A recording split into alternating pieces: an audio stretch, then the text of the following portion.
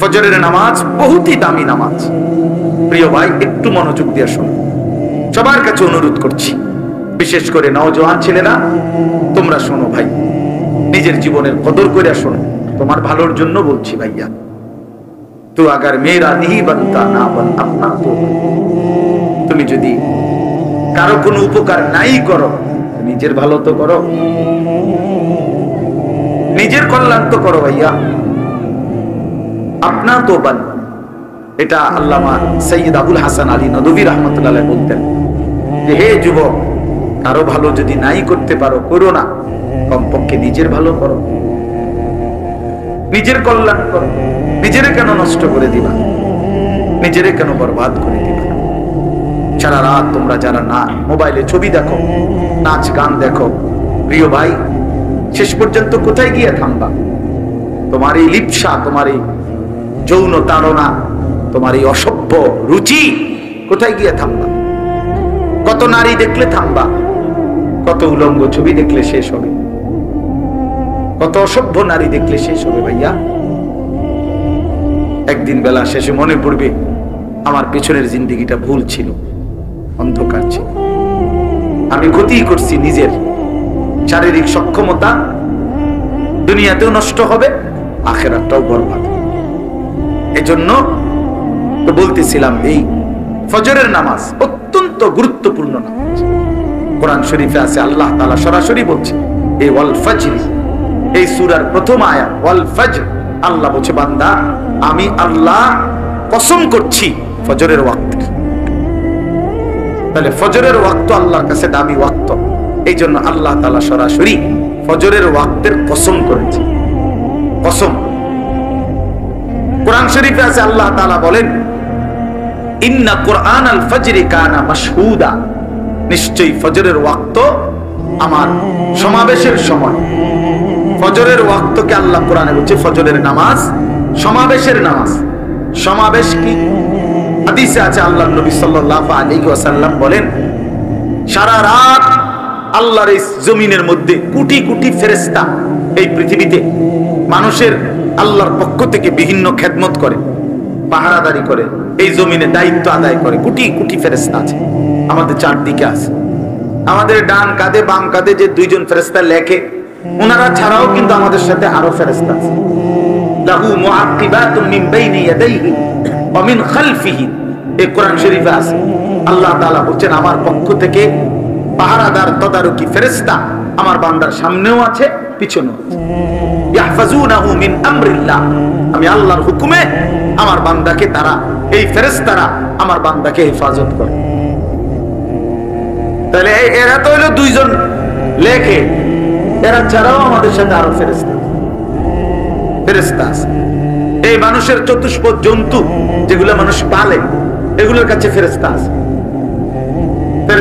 ফেরেশতা আইসা বলে কানে কানে, ভাই সাহেব, তোমারে বানাইছে আল্লাহর বান্দার খেদমতের জন্য, কাজে সে এখন দুধ দোহাইবে, গরু গাভী, তুমি গ্যাংলাইরো না, মাথা লাইরো না, তোমারে বানাইছে বনি আদমের খেদমতের জন্য। এরকম অসংখ্য ফেরেশতা অসংখ্য ডিউটি আদায় করে। তো সারা রাত যেই ফেরেশতারা ডিউটি করে, ওনারা ফজরের ওয়াক্তে আসমানে ফিরে যায়। আর দিনের বেলা ফজর থেকে নিয়ে সন্ধ্যা পর্যন্ত আরেক গ্রুপ নতুন ফেরেশতা আসমান থেকে নেমে আসে, ওনারা আবার দিনের বেলা ডিউটি করে। এই দুই গ্রুপ যারা ফজরের ওয়াক্তের উপরে যায়, আরেক গ্রুপ নাইমা আসে। হাদিস আছে, আল্লাহর নবী সাল্লাল্লাহু আলাইহি সাল্লাম বলেন, এই রাত্রিবেলার ফেরেশতারাও যাওয়ার সময় ফজরের নামাজ পড়ে যায়, আর যারা ডিউটি করতে নতুন আসে তারাও আয়েশা ফজরের নামাজে অংশগ্রহণ করে। এই জন্য আল্লাহ তাআলা নবী বলেন সাল্লাল্লাহু আলাইহি সাল্লাম যে রাত্রির সব ফেরেশতা এবং দিনের সব ফেরেশতা এবং ঈমানদার বান্দা, নেককার বান্দা সব ফজরের ওয়াক্তে একত্রিত। এই জন্য এটাকে বলে সমাবেশ। সমাবেশ। এই জন্য আল্লাহ তাআলা বলেন, ফজরের ওয়াক্তে আমার ফেরেশতা আর আমার ঈমানদার বান্দা একত্রিত হয়, এটাকে ফজরের ওয়াক্তের গুরুত্ব। এই জন্য আমি দুইটা কথা বলি। এক নাম্বার কথা হলো, সারা রাত যায় ফেরেশতা ডিউটি করলো আমাদের। সে যখন ফজরের ওয়াক্তে নিজে নামাজ পড়ে, সে দেখে আহা, আমি যে বান্দার ডিউটি করলাম ওই নাফরমান তো ফজরের নামাজে আসলো। তো ফেরেশতা যাওয়ার সময় বলে, তোর উপরে আল্লাহর লানত, সারাটা রাত ধরে পাহারাদারি করলাম, তুই আমার মালিকের সিজদা দিলি না। বুঝো নাই? আবার ওই যে দিনের বেলা সারাদিন যে ফেরেশতারা ডিউটি করবে, ওরাও যখন আইসা ফজরের নামাজ পড়ে, তো ওই আইসা দেখে নাফরমান ঘুমায়, তো তখন এই ফেরেশতারা বলে, তোর উপরে আল্লাহর গজব পড়ুক, তোরে আমি কি ডিউটি করবো, তুই বেঈমান, তো নামাজে পড়ো। এই জন্য যুবক, তোমরা যারা ফজরের নামাজ পড়ো না, তোমাদের উপরে আল্লাহ তাআলার কোটি কোটি ফেরেশতা ফজরের ওয়াক্তে লানত দেয়। তোর উপরে খোদার অভিশাপ, আল্লাহর লানত, ফেরেশতার লানত। আর অভিশপ্ত জীবন সুখের হয় না। লানতের জীবন কি হয় না? সুখের হয়। লানতের জীবন সুখের হয়। হ্যাঁ, এটা মনে রাখতে। জীবন মানে শুধু ভাত তরকারি না। আমি তো খানা খাইতে পারতেছি, আমি তো ঘুমাই, আমি তো পেশাব পায়খানা করি, আমার তো যৌন চাহিদা পূরণ হয়, আর অসুবিধা কি? আরে বেটা, এগুলো তো কুত্তারও পূরণ হয় বেটা। কুত্তাও তো খায়, কুত্তাও তো খায় বেটা, কুকুরও তো খায়, কুকুরও তো ঘুমায়, কুকুরও তো পেশাব পায়খানা করে, কুত্তারও তো যৌন চাহিদা পূরণ হয়, তাহলে কুকুরের বাচ্চা হয় কেন? কথা বলেন না? তাহলে এই জরুরত গুলো তো জানোয়ারেরও পূরণ। খানা, ঘুম, পেশাব পায়খানা, যৌন চাহিদা, একটুকুন নামে যদি হয় জীবন, তা আমার সাথে জানোয়ারের তফাৎ বলে না কেন? বলেন এই যুবক, বেনামাজি যুবক, বলো তোমার সাথে জানোয়ারের তফাৎ কি? বলো বেটা, লজ্জা থাকলে বলো। এতটুকু হায়া যদি না থাকে, এতটুকু আকল যদি না থাকে, তো কি গোড়ার ডিম পড়লাম?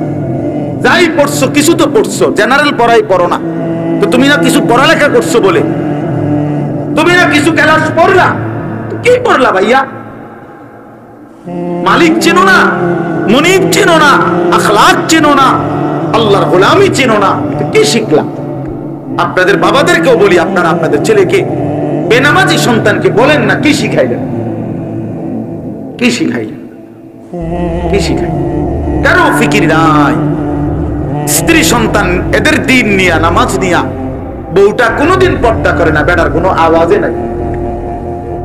মেয়েটা পর্দা করে না, বাপের চোখে পানি নাই, মার চোখে কোনো টেনশনে নাই, কোনো টেনশন। ৮-৭ পোশাক পরে মেয়েটা প্রতিদিন বাইরে যায়, বেচারা মা একটা বড় ভাবে না, হায় হায় আমার মেয়ে যে এরকম, 16 বছরের আমার মেয়েটা যে এরকম ৮-৭ কাপড় পরে যাচ্ছে, পোশাক পরে যাচ্ছে, রাস্তার ছেলেগুলো দেখলে কি ভাববে? কি এর কোন শরম বলতে কিছু, কোনো হায়া লজ্জা নেই, কোনো হায়া লজ্জা। কারো কোনো এই নিয়ে টেনশন নাই। ছেলেটা যে আপন ঘরে, আর মা বাপ জীবিত, মা বাপ জীবিত, তার মা বাচ্চা রয়েছে, বাপ বাচ্চা রয়েছে, এই ঘরে ওনারা ঘুমায়, আর ওই ঘরে এই নাফরমান 365 দিনে 18 বছরের এই দামরা, 16 বছরের এই দামরা কোনোদিন ফজরের নামাজ পড়ে না, অথচ মা বাপ জীবিত। এই কেমন মা বাপ, এই কেমন সন্তান? এই মা বাপের সার্থকতা কি এই সন্তানের? এই জীবনের কি অর্থ বলেন বাবা, বলেন। আমি এই জন্য প্রায় দেখি, আফসোস লাগে, এই মানুষগুলো দোয়া চায় শুধু আমগো কাছে। কি এর দোয়া? হুজুর, হুজুর দোতলার ছাদ ঢালাই, একেবারে কত খাস করে দোয়া করে, খাস মানে বৃষ্টি যাতে না হয়, খাস তো, হ্যাঁ সিমেন্ট দিয়ে দেবো, খাস দোয়া, দোতলার ছাদ ঢালার দিন খাস দোয়া। হুজুর একটা গাড়ি কিনছি, কত খাস করে দোয়া করে, যাতে অ্যাক্সিডেন্ট না করে, যাতে তেল ছাড়া চলে, গ্যাস ছাড়া, খাস দোয়া। হ্যাঁ, মোটরসাইকেল কিনছে, দোয়া করে। হুজুর এই ভিড়টা লইছি বাজারে, কত খাস দোয়া, তাই না? হুজুর দোকানটা দিছি, কত খাস করে দোয়া করে দেন। আপনি দোয়া করে বাইর হইলেই হ্যাঁ, টেলিভিশনটা চালানো। হ্যাঁ, চা দোকানদার তো এটাই বলে, ঠিক না, যে হুজুর আপনি খাস করে দোয়া করে দেন যাতে এই টেলিভিশন চালানোর পর থেকে আর একটা মিনিট যেন কারেন্ট না যায়। কারেন্ট গেলে তো লস আমার, কাস্টমার কমে। হায় হায় মুসলমান, হায় মুসলমান, মোটরসাইকেলের জন্য দোয়া চায়, সাত ডালের দোয়া, ভিটের জন্য দোয়া, দোকান ঘরের জন্য দোয়া। আমার কাছে একবার একজনে বলছে, হুজুর 1,10,000 টাকা খরচ করে উনি টেলিভিশন কিনছে, চ্যাপটা একে সত্যি করে বললাম। আমি ওনার ঘরে গেছিলাম, উনি বিদেশ থেকে আইছে, এটা বাক্স খুলছে না, তখন উনি কইছে কয় হুজুর 1,10,000 খরচ গেছে, দোয়া করে। আমিও দোয়া করছি, ওটা যে ওয়াদের আমি দোয়া করছি, ভাই দোয়া করি খাস ভাবে আপনার ঘরে টেলিভিশন লাগাইবার পর থেকে যেন কখনোই কারেন্ট না যায়, আপনার বউ বাচ্চা যেন 24 ঘন্টা টেলিভিশন দেখতে পারে, নাচ গান সব যেন দেখে, আপনার ঘরে যেন সারাক্ষণ আপনার বউ বাচ্চা যেন বৈশা টেলিভিশন চাইতারে। ক হুজুর খুব রাগ করছেন না? এইটা কই আমি, আপনি ওয়াজে দোয়ার ডকে বোঝেন না? দোয়ার ডক দেখেই তো বোঝা উচিত হ্যাঁ রাগ করছি না খুশি হয়েছি। কি দোয়া করতাম, কি দোয়া চাইলেন মুসলমান, কিসের জন্য বললেন? আমাদের বাংলাদেশের একজন বড় বক্তা আছেন হযরত মাওলানা আব্দুল বাসেত খান সাহেব, তো হুজুরে বলছে কয় ওনার কাছে সরাসরি এক ভদ্রলোক ফোন করে জিজ্ঞাসা করছে যে হুজুর আমার যে সামনের রুমের তাকের মধ্যে 4টা কোরআন শরীফ আছে, আমার এই রুমটাতে তো টেলিভিশন চলে, আমি কি কোরআন শরীফ গুলো বাহিরে বারান্দায় রাখতে পারবো? কোনো অসুবিধা হবে কিনা, গুনাহ হবে কিনা? এই হুজুরে বলছে কথা, আমি রীতিমতো লাজবাব হয়ে গেলাম, নির্বাক হয়ে গেলাম যে হায় মুসলমান কি জিজ্ঞাসা করতেছে, মুসলমান কি জানতে চাইতেছে যে টেলিভিশন চলার সুবিধার্থে আল্লাহর কোরআনকে ঘর থেকে বের করে। আহা মুসলমান, হায় মুসলমান, একেবারে নিম্নবিত্ত মানুষ, তার ঘরেও রঙিন টেলিভিশন চলতেছে, কিন্তু আল্লাহর কোরআন আপনি খুঁজলেও পাবেন, খুঁজলেও পাবেন। আচ্ছা ভাই, এই বাচ্চাগুলোর আওয়াজ বন্ধ করা যায় না? এত রাত হইল বাচ্চাগুলো কেন চিল্লাইতেছে আসছে? তো এই কারণে বললাম ফজরের ওয়াক্ত আপনারা সবার কাছে অনুরোধ, অত্যন্ত গুরুত্বপূর্ণ ওয়াক্ত। কোরআন শরীফে আল্লাহ তাআলা 3টা জাতির কথা বিশেষভাবে বলছেন। একটা হলো কওমে লূত, যাদেরকে আল্লাহ মাটি উল্টায়া জমিন উল্টায়া ধ্বংস করে দিছে। কওমে শুআইব, কওমে সালেহ, এই 2 নবীর জাতিকে আল্লাহ তাআলা আসমানি ফেরেশতার বিকট আওয়াজ দিয়ে পুরা জাতি ধ্বংস করে দিছে আল্লাহ নাফরমানির কারণে। আল্লাহর কসম কোরআন শরীফে আছে, এই 3টি অবাধ্য জাতিকে আল্লাহ ধ্বংস করছেন ফজরের ওয়াক্তে। এজন্য ফজরের ওয়াক্তে জালেমের পরাজয় হয়, ফজরের ওয়াক্তে হকের বিজয় হয়, ইমানদারের বিজয় হয়। এজন্য ফজরের নামাজকে মুমিনের নামাজ বলে, সালাতুল মুমিন। ফজর হলো মুমিনের নামাজ। আল্লাহ রাসূল সাল্লাল্লাহু আলাইহি সাল্লাম বলছে, যারা মুনাফিক তাদের জন্য ফজর পড়া খুব কষ্টকর। আল্লাহর কসম রাসূল বলছে, রাসূলুল্লাহ সাল্লাল্লাহু আলাইহি সাল্লাম বলছে ফজরের নামাজ পড়তে কষ্টকর যারা মুনাফিক, আসকাল ভারী। এজন্য আমার শায়েখ আল্লামা মুফতি মুশতাকুন নবী কাসিমি উনি বলে, মুমিন ফজরের নামাজ ছাড়তেই পারে না, মুনাফিক ফজরের নামাজ পড়তেই পারে না।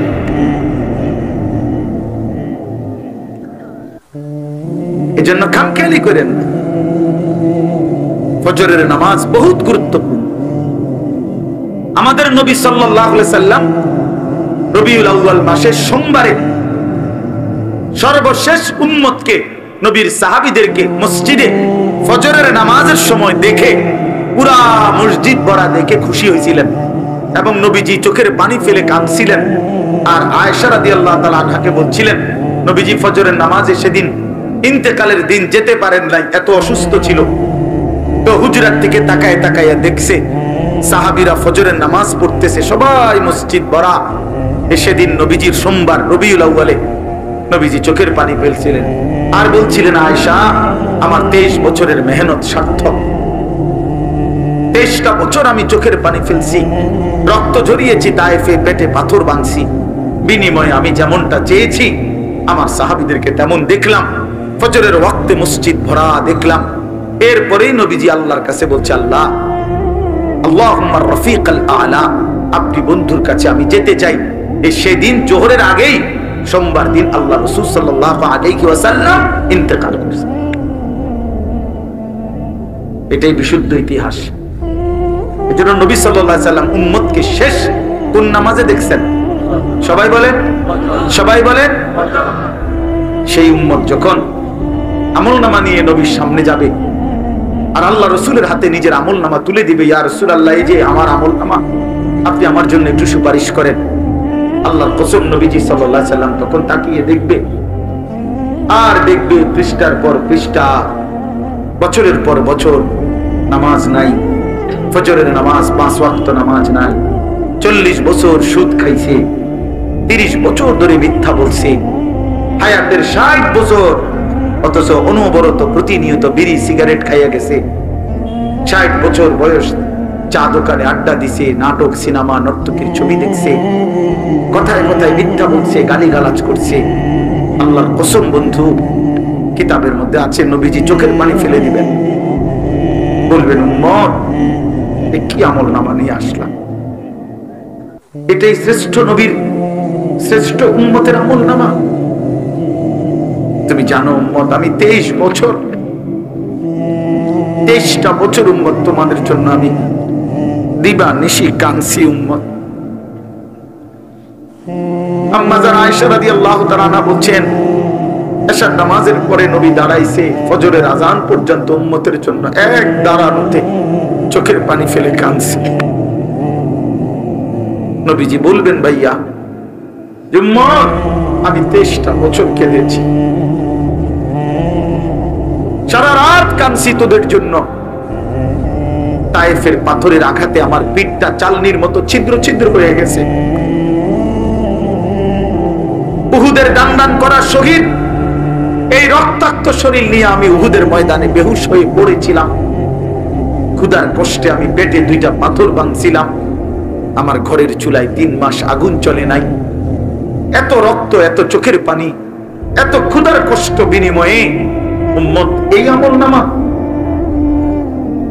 তুমি আমার এত বড় বেইজ্জতি কেমনে করলা উম্মত? আমি শ্রেষ্ঠ নবী, তুমি আমার শ্রেষ্ঠ উম্মত।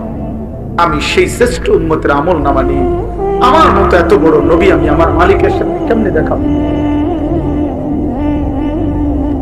বলো না ভাইয়া, কেমনে দেখাবো?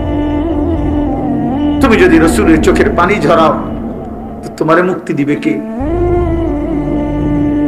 তোমার আমলনামা দেখে যদি নবীর চোখে পানি ঝরে তোমারে মাফ করবে কে? হ্যাঁ, কে মাফ করবে?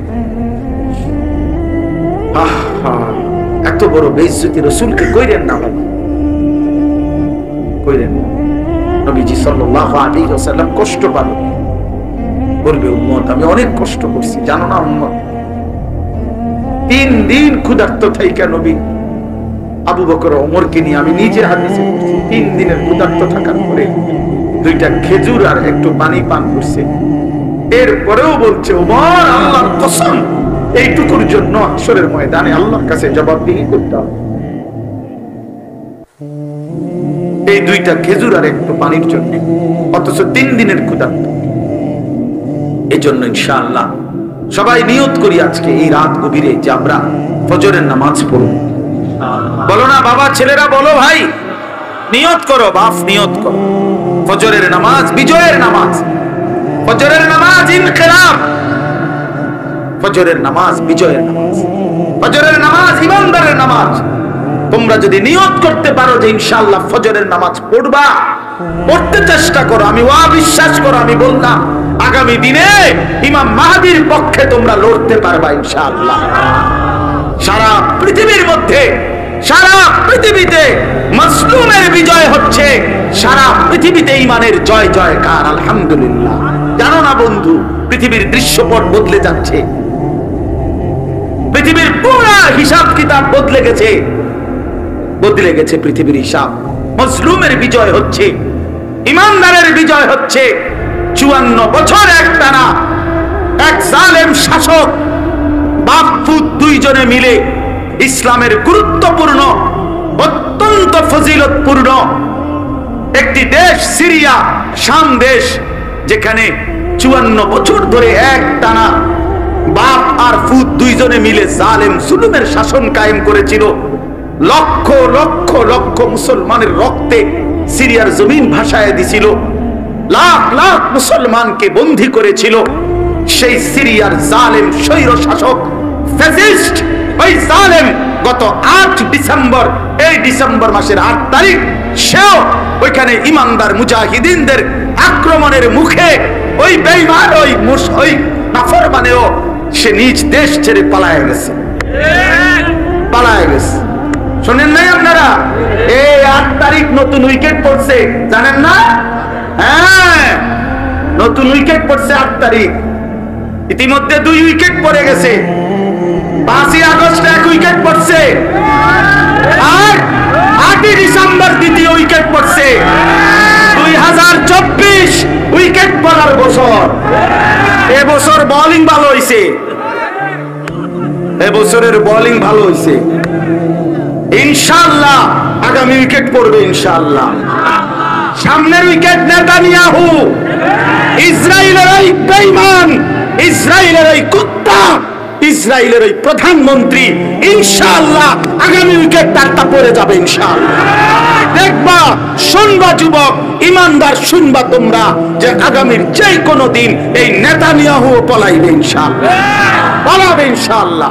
ফিলিস্তিন বিজয় হবে, কালেমার বিজয় হবে, বাইতুল মুকাদ্দাস মসজিদ আকসার বিজয় হবে ইনশাআল্লাহ, ইনশাআল্লাহ। সারা পৃথিবীতে ঈমানের বিজয়। কারো ধমকে পরোয়া করার কিচ্ছু নাই, ঈমানদার কোনো ভয় করার কিছু নাই। পার্শ্ববর্তী ইন্ডিয়া 110 কোটি 130 কোটি বেঈমানের ভয় দেখায়, সংখ্যার ভয় দেখায়। আমরা 130 কোটিকে ভয় করি না, কোনো পরোয়া করি না আমরা। তোর 130 কোটি না, 230 কোটিও যদি হয় আমরা গোনা ধরি না। আমাদের একজন, আমাদের একজন, একজন, একজন আল্লাহ। ফজরের নামাজ বহুতই দামি নামাজ। প্রিয় ভাই, একটু মনোযোগ দিয়ে শোনো, সবার কাছে অনুরোধ করছি, বিশেষ করে নওজোয়ান ছেলেরা, তোমরা শোনো ভাই, নিজের জীবনের কদর করে শোনো, তোমার ভালোর জন্য বলছি ভাইয়া। তো আগার মেরা নিহি বনতা না বন আপনা তো বন। তুমি যদি কারো কোনো উপকার নাই করো, নিজের ভালো তো করো, নিজের কল্যাণ তো করো ভাইয়া। আপনা তো বন, এটা আল্লামা সৈয়দ আবুল হাসান আলী নদভী রহমতুল্লাহ বলতেন যে, হে যুবক, কারো ভালো যদি নাই করতে পারো, করো না, কমপক্ষে নিজের ভালো করো, নিজের কল্যাণ করো। নিজেরে কেন নষ্ট করে দিবা, নিজেরে কেন বরবাদ করে দিবা? সারা রাত তোমরা যারা না মোবাইলে ছবি দেখো, নাচ গান দেখো, প্রিয় ভাই, শেষ পর্যন্ত কোথায় গিয়ে থামবা? তোমার এই লিপ্সা, তোমার এই যৌন তাড়না, তোমার এই অসভ্য রুচি কোথায় গিয়ে থামবা? কত নারী দেখলে থামবা? কত উলঙ্গ ছবি দেখলে শেষ হবে? কত অসভ্য নারী দেখলে শেষ হবে ভাইয়া? একদিন বেলা শেষে মনে পড়বে, আমার পেছনের জিন্দেগিটা ভুল ছিল, অন্ধকার ছিল, আমি ক্ষতি করছি নিজের। শারীরিক সক্ষমতা দুনিয়াতেও নষ্ট হবে, আখিরাতটাও বরবাদ। এজন্য তো বলতেছিলাম, এই ফজরের নামাজ অত্যন্ত গুরুত্বপূর্ণ নামাজ। কোরআন শরীফে আছে, আল্লাহ তাআলা সরাসরি বলছে, এই ওয়াল ফজরি, এই সূরার প্রথম আয়াত ওয়াল ফজর, আল্লাহ বলছে, বান্দা আমি আল্লাহ কসম করছি ফজরের ওয়াক্ত। তাহলে ফজরের ওয়াক্ত আল্লাহর কাছে দামি ওয়াক্ত, এই জন্য আল্লাহ তাআলা সরাসরি ফজরের ওয়াক্তের কসম করেছে। কসম কোরআন শরীফে আছে, আল্লাহ তাআলা বলেন, ইন্না কুরআন আল ফজরি কানা মাশহুদা, নিশ্চয়ই ফজরের ওয়াক্ত আমার সমাবেশের সময়। ফজরের ওয়াক্তকে আল্লাহ কোরআনে বলছে ফজরের নামাজ সমাবেশের নামাজ। সমাবেশ কি? হাদিসে আছে আল্লাহর নবী সাল্লাল্লাহু আলাইহি ওয়াসাল্লাম বলেন, সারা রাত আল্লাহর এই জমিনের মধ্যে কোটি কোটি ফেরেশতা এই পৃথিবীতে মানুষের আল্লাহর পক্ষ থেকে বিভিন্ন খেদমত করে, পাহারাদারি করে, এই জমিনে দায়িত্ব আদায় করে। কোটি কোটি ফেরেশতা আছে আমাদের চারদিকে আছে। আমাদের ডান কাঁধে বাম কাঁধে যে দুইজন ফেরেশতা লেখে, ওনারা ছাড়াও কিন্তু আমাদের সাথে আরো ফেরেশতা আছে।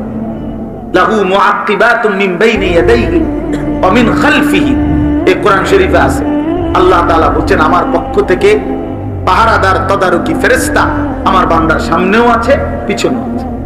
ইয়াহফাজুনাহু মিন আমরিল্লাহ, আমি আল্লাহর হুকুমে আমার বান্দাকে তারা, এই ফেরেশতারা আমার বান্দাকে হেফাজত করে।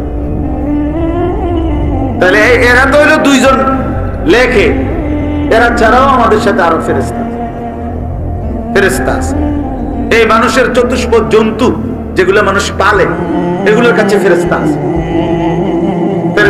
ফেরেশতা এসে বলে কানে কানে, ভাই সাহেব তোমারে বানাইছে আল্লাহর বান্দার খেদমতের জন্য, কাজে সে এখন দুধ দোহাইবে, গরু গাভী, তুমি ঠ্যাংলাইরো না, মাথা লাইরো না, তোমারে বানাইছে বনি আদমের খেদমতের জন্য। এরকম অসংখ্য ফেরেশতা অসংখ্য ডিউটি আদায় করে। তো সারা রাত যেই ফেরেশতারা ডিউটি করে, ওনারা ফজরের ওয়াক্তে আসমানে ফিরে যায়। আর দিনের বেলা ফজর থেকে নিয়ে সন্ধ্যা পর্যন্ত আরেক গ্রুপ নতুন ফেরেশতা আসমান থেকে নেমে আসে, ওনারা আবার দিনের বেলা ডিউটি করে। এই দুই গ্রুপ, যারা ফজরের ওয়াক্তে উপরে যায়, আরেক গ্রুপ নাইমা আসে।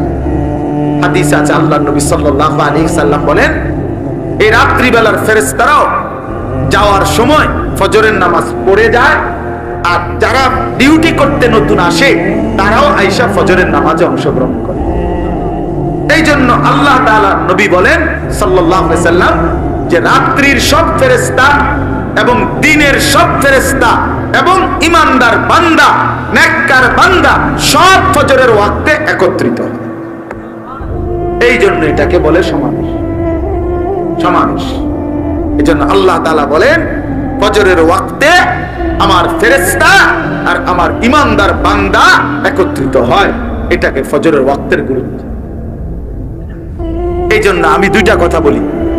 এক নাম্বার কথা হলো, সারা রাত যায় ফেরেশতা ডিউটি করলো আমাদের, সে যখন ফজরের ওয়াক্তে নিজে নামাজ পড়ে, সে দেখে আহা আমি যে বান্দার ডিউটি করলাম ওই নাফরমান তো ফজরের নামাজে আসলো।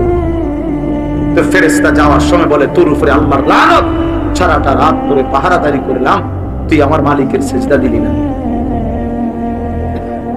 বুঝো নাই? আবার ওই যে দিনের বেলা সারা দিন যে ফেরেশতারা ডিউটি করবে, ওরাও যখন আয়েশা ফজরের নামাজ পড়ে, তো ওরা আয়েশা দেখে নাফরমান ঘুমায়, তো তখন এই ফেরেশতারা বলে, তোর উপরে আল্লাহর গজব পড়ুক, তোরে আমি কি ডিউটি করবো, তুই বেঈমান, তো নামাজে পড়ো।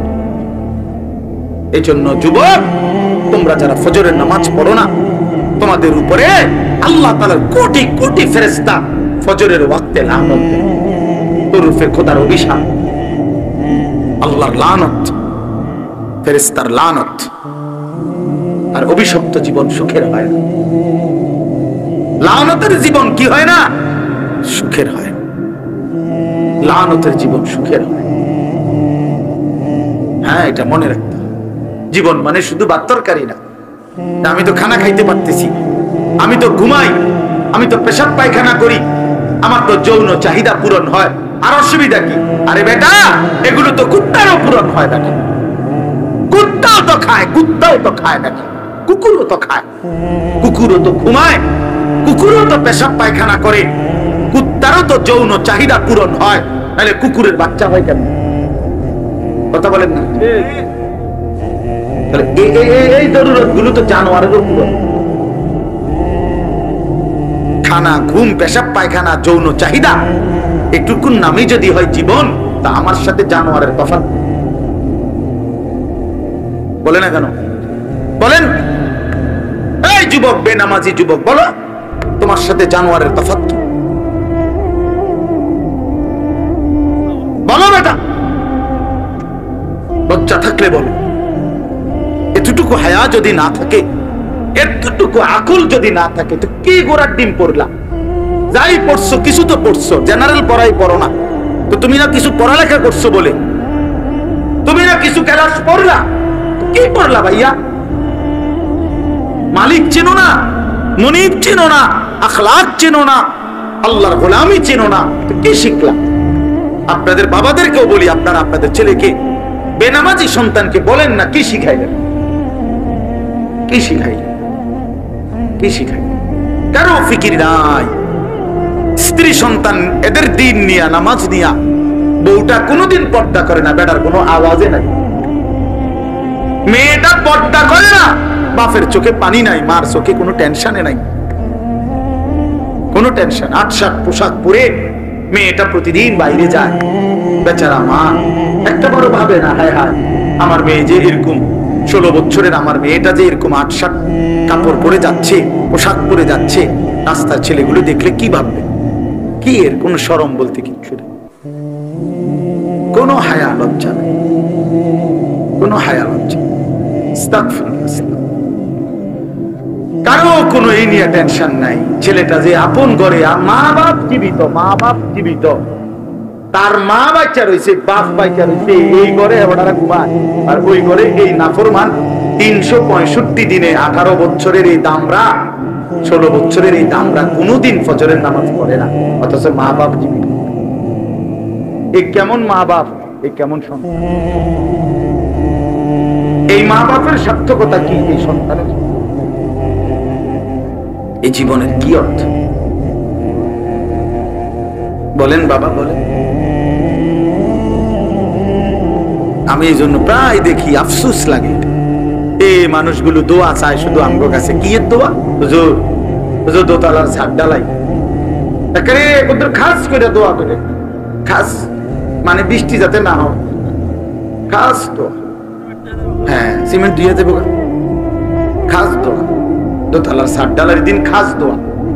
হুজুর একটা গাড়ি কিনছি, কিন্তু খাস করে দোয়া করে যাতে অ্যাক্সিডেন্ট না করে, যাতে তেল ছাড়া চলে, গ্যাস ছাড়া, খাস দোয়া। হ্যাঁ, মোটরসাইকেল কিনছে, দোয়া করে। হুজুর এই ভিড়টা লইছি বাজারে, হুজুর খাস দোয়া করে, তাই না? হুজুর দোকানটা দিছি, হুজুর খাস করে দোয়া করে দেন। আমনে দোয়া করে বাইর হইলেই, হ্যাঁ, টেলিভিশনটা চালাবো। হ্যাঁ, চা দোকানদার তো এটাই বলে, ঠিক না? যে হুজুর আপনি খাস করে দোয়া করে দেন যাতে এই টেলিভিশন চালানোর পর থেকে আর একটা মিনিট যেন কারেন্ট না যায়। কারেন্ট গেলে তো লস, আমার কাস্টমার কমে যায়। হায় হায় মুসলমান, হায় মুসলমান, মোটরসাইকেলের জন্য দোয়া চায়, ছাদ ঢালাইয়ের দোয়া, ভিটের জন্য দোয়া, দোকান ঘরের জন্য দোয়া। আমার কাছে একবার একজনে বলছে, হুজুর 1,10,000 টাকা খরচ করে উনি টেলিভিশন কিনছে, চ্যাপটা একের সত্যি করে বললাম। আমি ওনার ঘরে গেছিলাম, উনি বিদেশ থেকে আইছে, এটা বাক্স খুলছে না, তখন উনি কইছে, কয় হুজুর 1,10,000 খরচ গেছে, দোয়া করে। আমিও দোয়া করছি, ওটা যে ওয়াদের, আমি তো আমি দোয়া করছি, ভাই দোয়া করি খাস ভাবে আপনার ঘরে টেলিভিশন লাগাইবার পর থেকে যেন কখনোই কারেন্ট না যায়, আপনার বউ বাচ্চা যেন 24 ঘন্টা টেলিভিশন দেখতে পারে, নাচ গান সব যেন দেখে, আপনার ঘরে যেন সারাক্ষণ আপনার বউ বাচ্চা যেন বৈশা টেলিভিশন চাইতারে। হুজুর খুব রাগ করছেন না? এইটুকু আমি আপনি ওয়াজের দোয়ার ডকে বোঝেন না? দোয়ার ডক দেখেই তো বোঝা উচিত রাগ করছি না খুশি হয়েছি। কি দোয়া করতাম, কি দোয়া চাইলেন মুসলমান, কিসের জন্য বললেন? আমাদের বাংলাদেশের একজন বড় বক্তা আছেন, হযরত মাওলানা আব্দুল বাসেত খান সাহেব।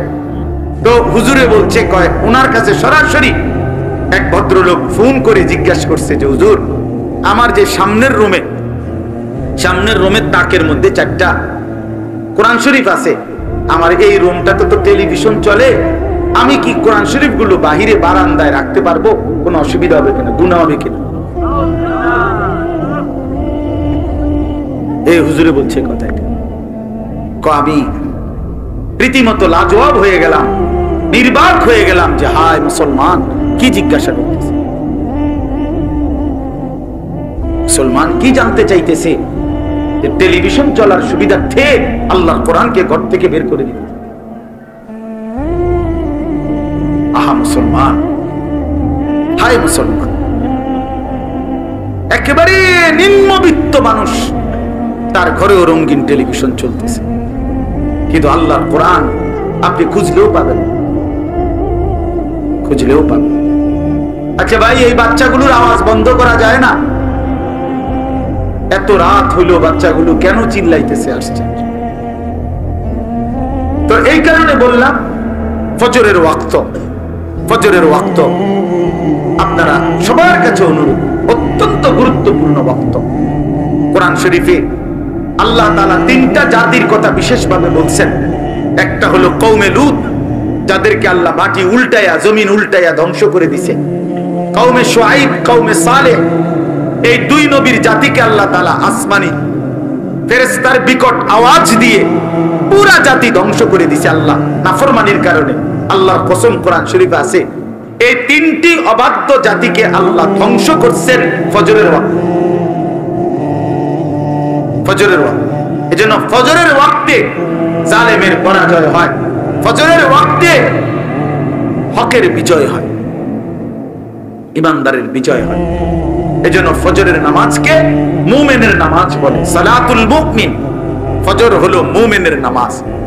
আল্লাহ রাসূল সাল্লাল্লাহু আলাইহি সাল্লাম বলছে, যারা মুনাফিক তাদের জন্য ফজর পড়া খুব কষ্টকর। আল্লাহর কসম রাসূল বলছে, রাসূলুল্লাহ সাল্লাল্লাহু আলাইহি সাল্লাম বলছে, ফজরের নামাজ পড়তে কষ্টকর যারা মুনাফিক, মুনাফিক, মুনাফিক, আসকাল, আসকাল, ভারী। এজন্য আমার শায়েখ আল্লামা মুফতি মুশতাকুন নবী কাসেমি উনি বলে, মুমিন ফজরের নামাজ ছাড়তেই পারে না, মুনাফিক ফজরের নামাজ পড়তেই পারে না।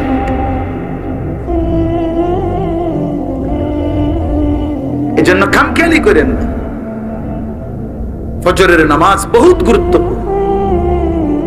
আমাদের নবী সাল্লাল্লাহু আলাইহি সাল্লাম রবিউল আউয়াল মাসের সোমবারে সর্বশেষ উম্মতকে, নবীর সাহাবীদেরকে মসজিদে ফজরের নামাজের সময় দেখে পুরা মসজিদ ভরা দেখে খুশি হয়েছিলেন এবং নবীজি চোখের পানি ফেলে কাঁদছিলেন।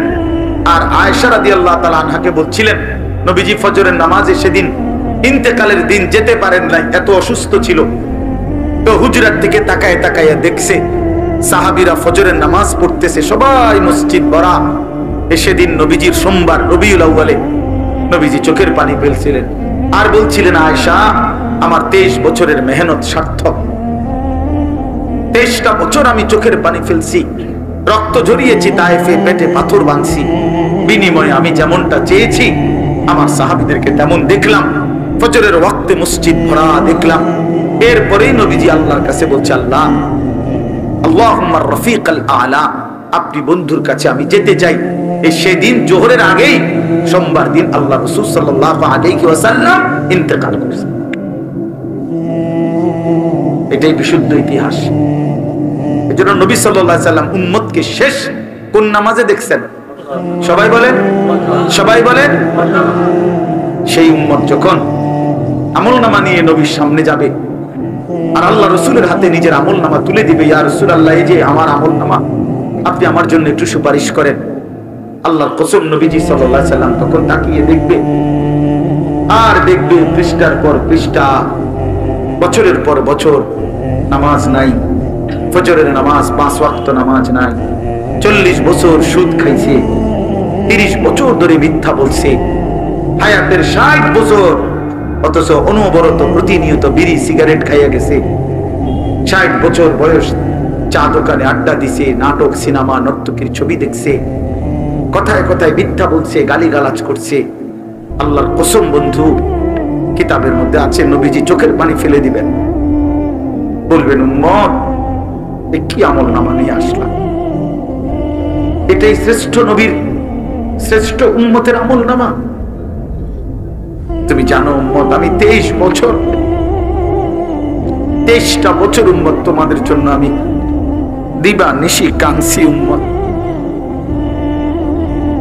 আম্মা জান আয়েশা রাদিয়াল্লাহু তাআলা আনহা বলছেন, এশার নামাজের পরে নবী দাঁড়াইছে ফজরের আজান পর্যন্ত উম্মতের জন্য এক দাঁড়ানোতে চোখের পানি ফেলে কাঁদছে।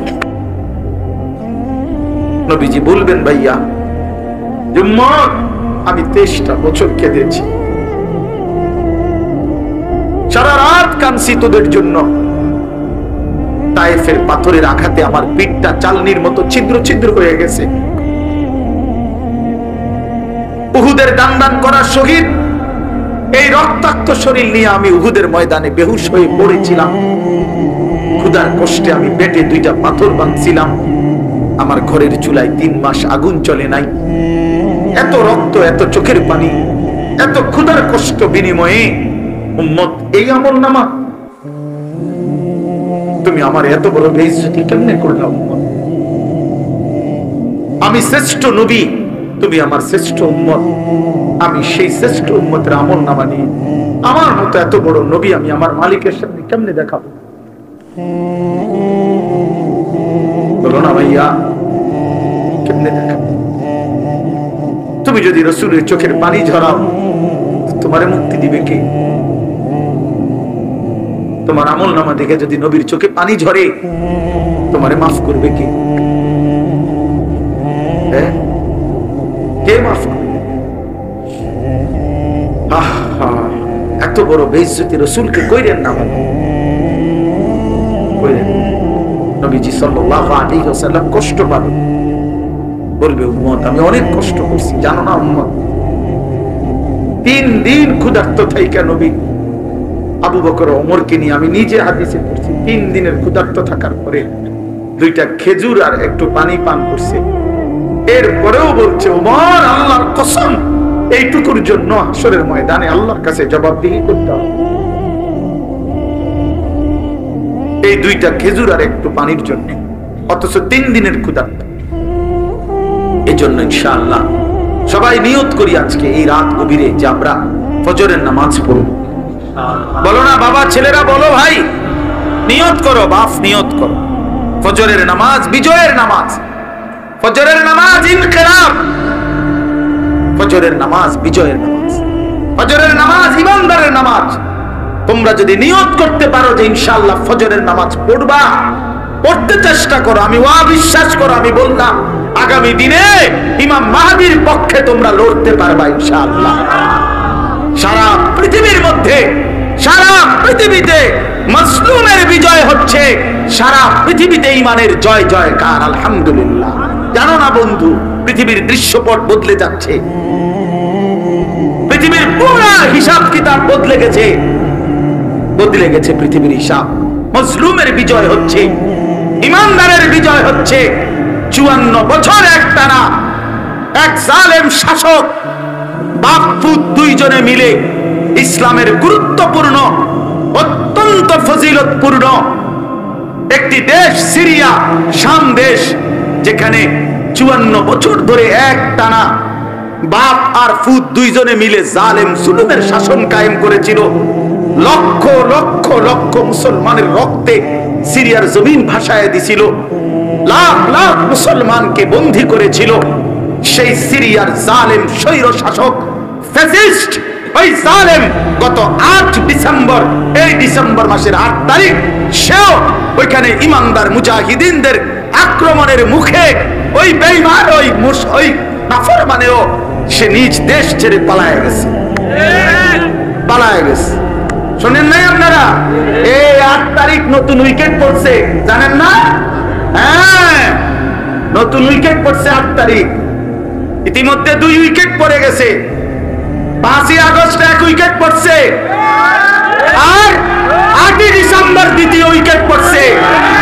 2024 উইকেট পড়ার বছর। এবছর বোলিং ভালো হইছে, এবছরের বোলিং ভালো হইছে। ইনশাআল্লাহ আগামী উইকেট পড়বে ইনশাআল্লাহ।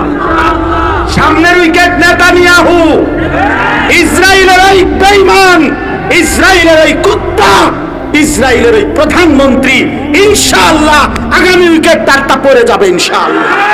দেখবা, শুনবা যুবক, ইমানদার শুনবা তোমরা, যে আগামীর যে কোনো দিন এই নেতানিয়াহু পলাইবে ইনশাআল্লাহ, পালাবে ইনশাআল্লাহ। ফিলিস্তিন বিজয় হবে, কালেমার বিজয় হবে, বাইতুল মুকাদ্দাস মসজিদে আকসার বিজয় হবে ইনশাআল্লাহ, ইনশাআল্লাহ। সারা পৃথিবীতে ঈমানের বিজয়, কারো ধমকে পরোয়া করার কিচ্ছু নাই, ঈমানদার কোনো ভয় করার কিছু নাই। পার্শ্ববর্তী ইন্ডিয়া 110 কোটি 130 কোটি বেঈমানের ভয় দেখায়, সংখ্যার ভয় দেখায়। আমরা 130 কোটিকে ভয় করি না, কোনো পরোয়া করি না আমরা। তোর 130 কোটি না, 230 কোটিও যদি হয় আমরা গোনা ধরি না। আমাদের একজন আল্লাহ।